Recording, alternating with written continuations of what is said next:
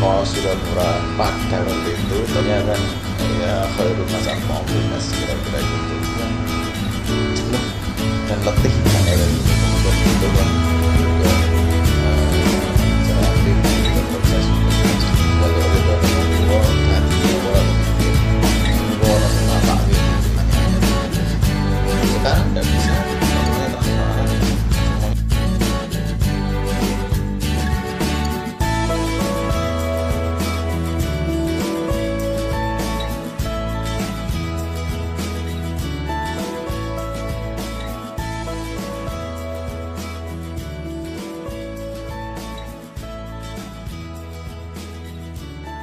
Siswanya aja itu kan berawal kebanyakan itu mahasiswa dari kalangan menengah ke bawah dan sebagian besar itu dari pedesaan. Ya, saya juga orang desa. Saya tengah ke bawah.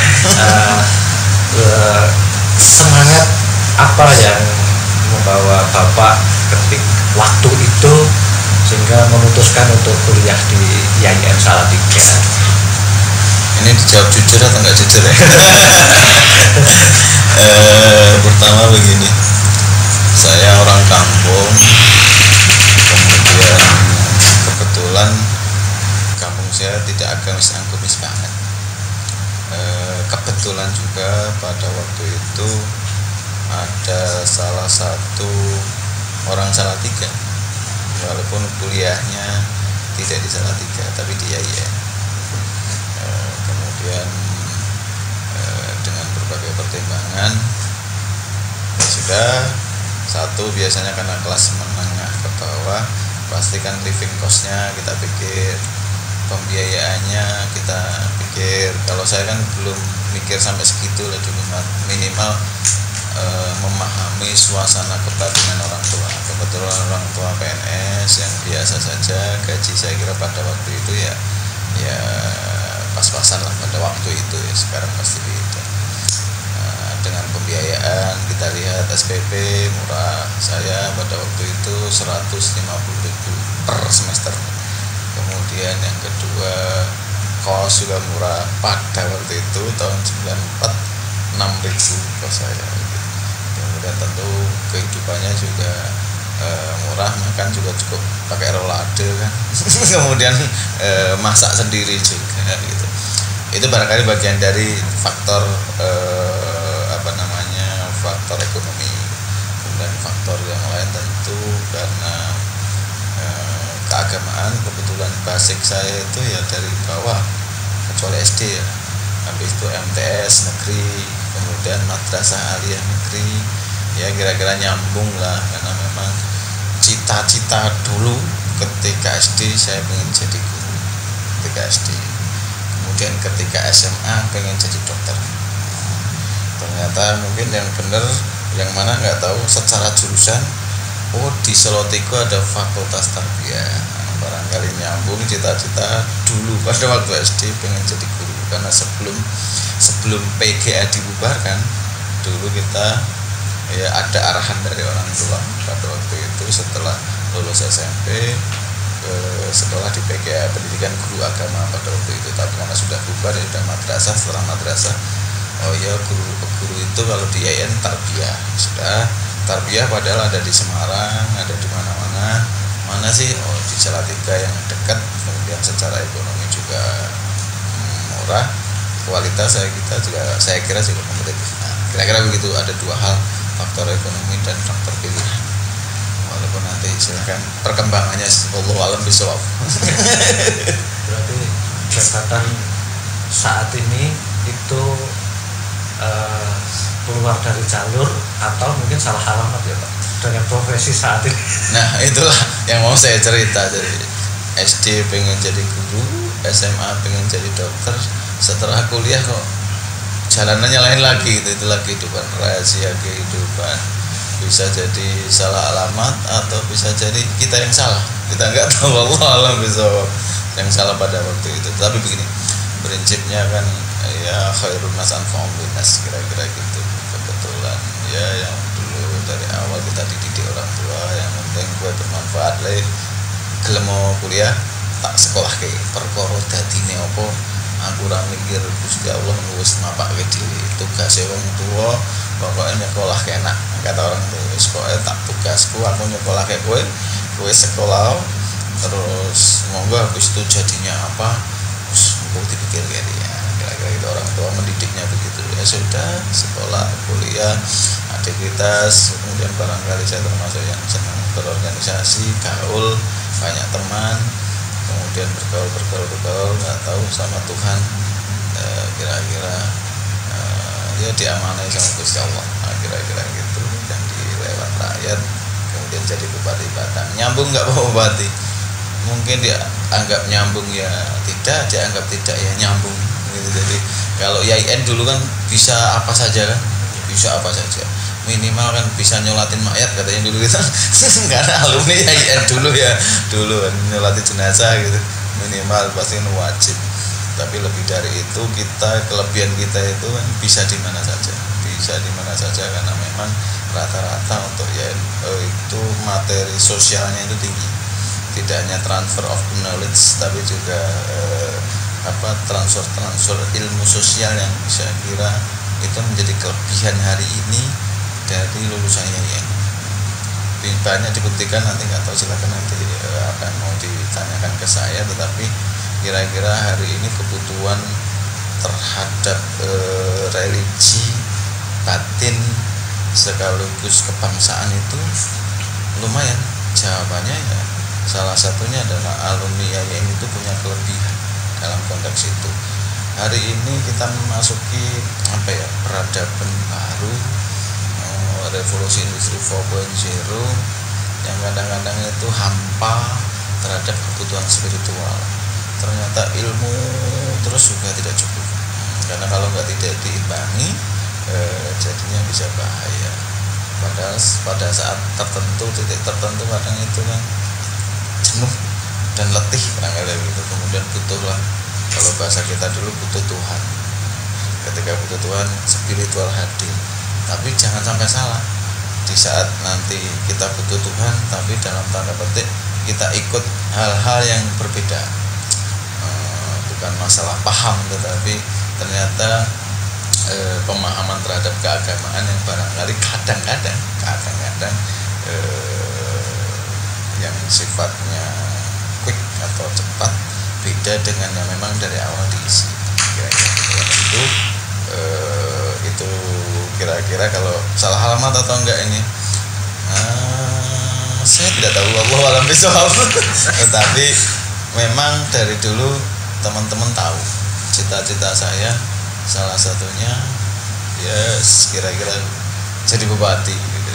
Cita-cita saja dulu teman-teman tahu tetapi saya tidak membayangkan secepat ini karena saya pengen 2 kali jadi anggota DPR baru jadi bupati ngabdi sama rakyat kebetulan jadi DPR gagal saya nyalon gagal tapi sama Tuhan mungkin ya sudah kamu gak usah jadi DPR dulu jadi bupati dulu mungkin begitu saya nggak tahu juga kira-kira begitu kalau dibilang salah alamat wallahualam bisawab saya menjalani hidup ngeli prinsip saya yang penting khairun nas al-mu'minnas ada visi ada misi kemudian ada kebermanfaatan buat masyarakat sekecil apapun ya, saya gitu ya. Tadi Bapak menyampaikan aktif di organisasi itu yang formal kira-kira di mana Pak? Ya paling diaktifkan ya ada 2 satu organisasi intra kampus saya dulu aktif di BPNF Badan Perwakilan Mahasiswa Fakultas khusus kelompok studi Fakultas KSF ya zaman saya itu saya dulu ketua KSF kelompok studi fakultas ya tugasnya diskusi dulu saya ketua jadi kemudian pernah di senat kemudian ya intra kampus pernah di teater kemudian di ekstra juga saya aktif di organisasi ekstra tidak perlu saya sebutkan tetapi itu bagian dari pengalaman organisasi karena mungkin apa ya, batiniah saya, salah satu kurnya itu di situ. Jadi saya termasuk orang yang tidak pintar-pintar amat, IP juga ya 3 lebih lah tetapi juga tidak bodoh-bodoh amat gitu. Nilai A juga ada, nilai B juga rata-rata gitu. Tetapi kalau hanya transfer of knowledge, oke, penting ilmu, tetapi terkadang ada ilmu lain yang tidak harus dipelajari tapi penting karena di kehidupan sosial, khususnya IAIN itu salah satunya, itu ada pembelajaran yang luar biasa yang tidak bisa dipelajari dengan ilmu tetapi fakta, dan itulah yang disebut dengan kehidupan sosial. Ya seperti itu saya kira kalau dilihat dari awal sampai sekarang ya, salah satu yang membesarkan saya adalah pengalaman ketika menjadi aktivis di kampus, baik intra maupun ekstra kampus. Demo ya oke, kemudian belajar ya oke, kemudian berdebat ya hobi kita kemudian ya semuanya jalan. Yang saya jalani dengan itu baik karena memang kita ini kan kondisi ekonominya pas-pasan, jadi ya boleh konco karo numpang mangan aslinya biar numpang gratis konco akeh, kira-kira itu. Waktu itu kan Bapak di kampus 1, belum ada kampus 2, apalagi kampus 3. Karena kampus 2 itu 2005 mulai pembangunan, 2007 mulai diaktifkan walaupun hanya kecil. Ketika di kampus 1 dan waktu itu kan dosennya masih sangat terbatas ya. Yang paling berkesan buat Bapak itu terhadap dosen maupun mungkin tempat yang paling berkesan di kampus 1 itu, apakah di bawah pohon ringin yang besar? Kalau dosen siapa Pak yang paling berkesan? Saya senang memang dulu di depan Kopma itu ada pohon ringin. Itu mungkin itulah bagian dari cerita saya, banyak hal di situ, termasuk dapat istri yang mantan pacar saya itu di pohon beringin itu.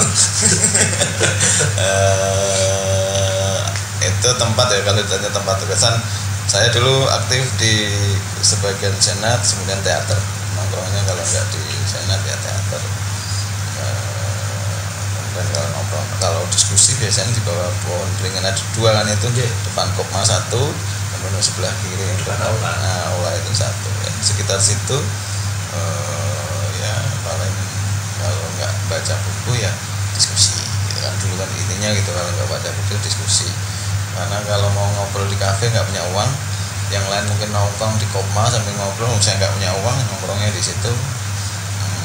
Rokok pada waktu itu juga boleh ya di situ ya dulu ya boleh.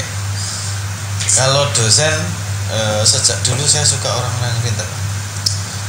Nanti saya buka rahasia, mungkin yang ini juga beliau sudah almarhum ya. Saya dulu pokoknya saya nggak mau lulus kalau yang tanda tangan ijazah saya tidak dokter.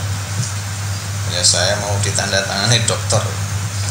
Setelah pada waktu itu Pak Dr. Yusuf almarhum, itu saya termasuk yang hormat sama beliau karena saya suka orang pintar.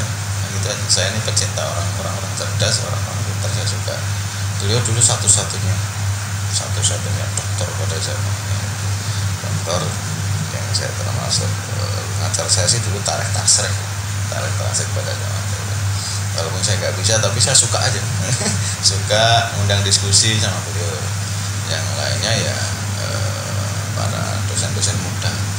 Dosen-dosen muda itu saya suka karena memang ya tempat berdebat, kemudian tempat bertanya, dan asik aja gitu. Terutama materi-materi pendidikan, materi-materi sosial. Kalau pendidikan ya mungkin juga ada beberapa yang saya hormat. Kalau materi-materi yang lain ya para kiai-kiai itu saya hormat, Pak Yai Mahfud, Pak Yai Nasyafi, kemudian itu saya kira yang pada waktu itu menjadi dosen-dosen saya kan bahasa Arab, siapa dulu ya, kalau Yai Nasyafi itu akhlak apa gitu ya, lupa saya. Ada bahasa Arab, ada tarikh tasrih. Kalau yang muda-muda ya ada Pak Taufik, kemudian ada Pak Rahmat Haryadi, ya itu yang dalam tempat berdiskusi. Ya, kalau yang lain siapa ya, banyak sih teman-teman yang saya kira asik untuk berdiskusi. Ada yang killer nggak Pak? Ya biasa aja sih.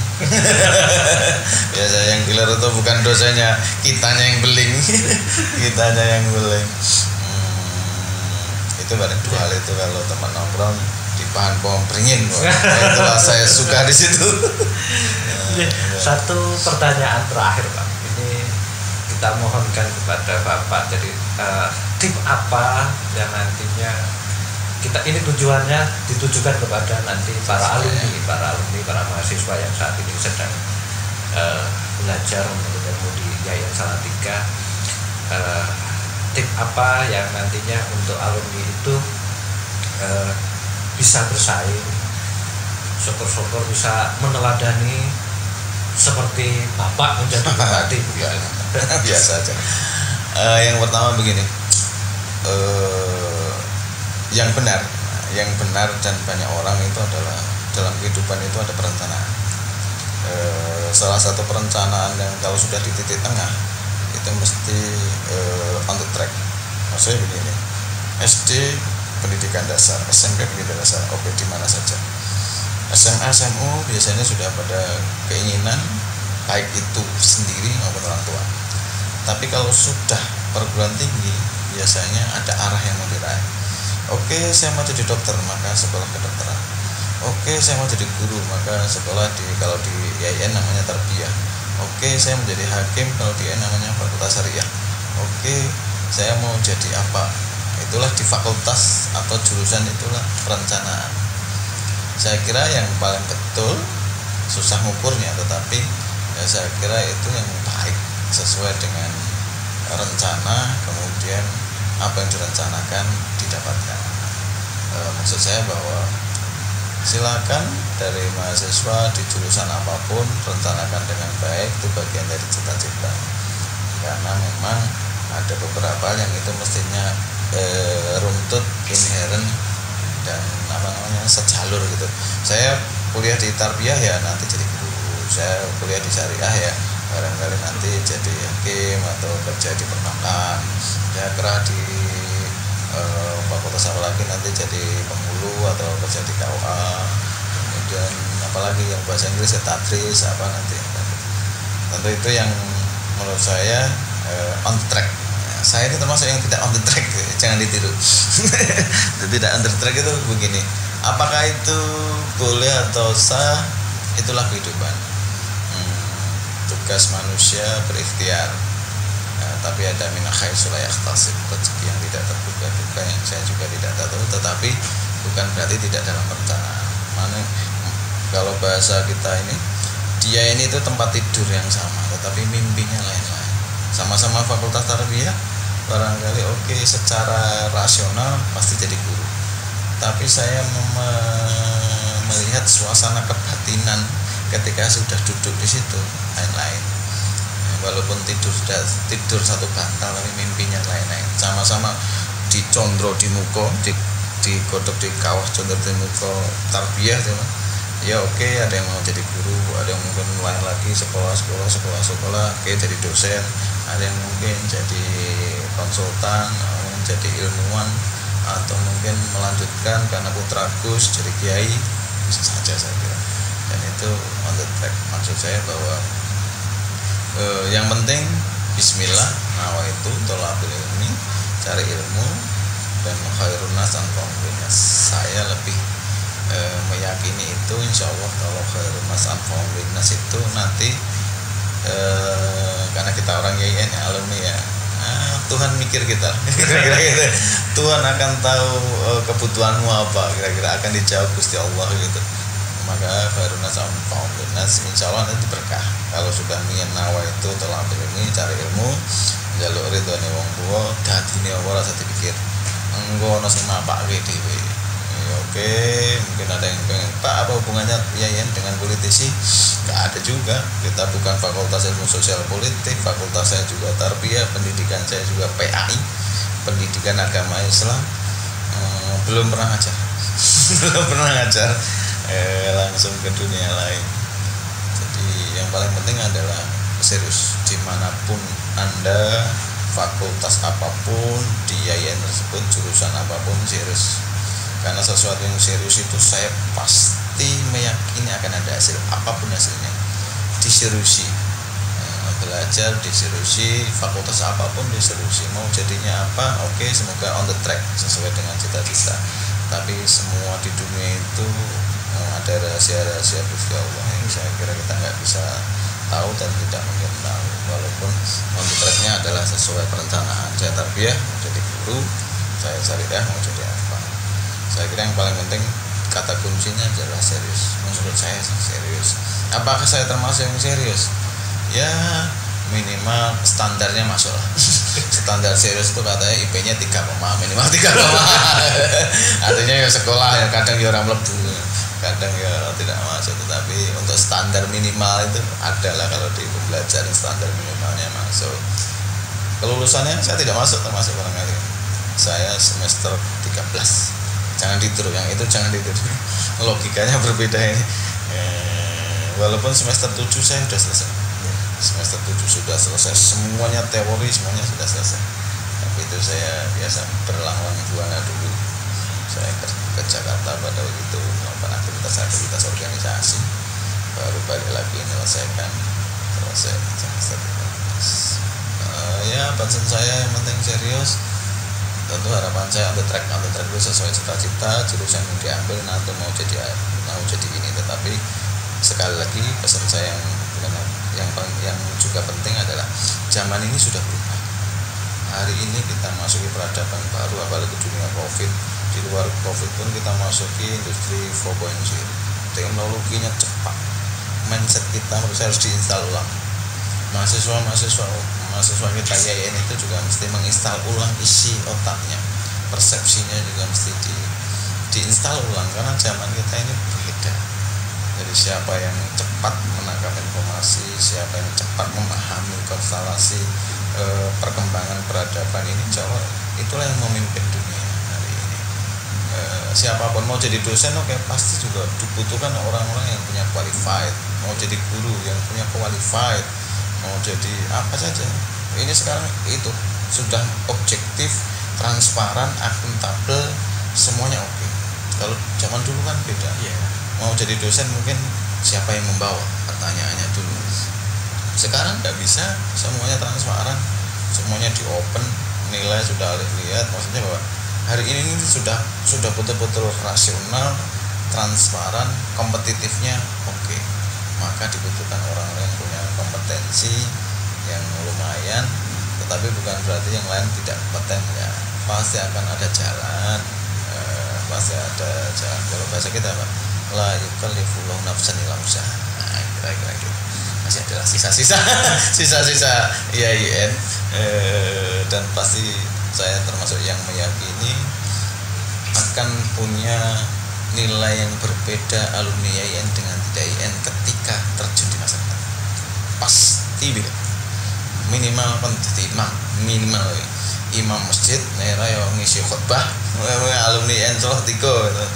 Minimal nang RT mesti ya nera imam masjid ya wis pokoke insyaallah yang bisa masyarakat mengerti, memahami, dan ya bagian yang saya kira dinilai oleh masyarakat. Alumni IAIN pasti beda. Persoalan dari sekian nanti ada 1-2 sing ayo beda ya. Biasa hidup ini, kehidupannya tidak sempurna.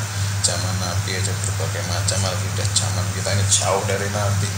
Saat keluarga anak telu gitu-gitu, apalagi IAIN yang mungkin ribuan mahasiswanya, tidak semua semacam-macam tadi.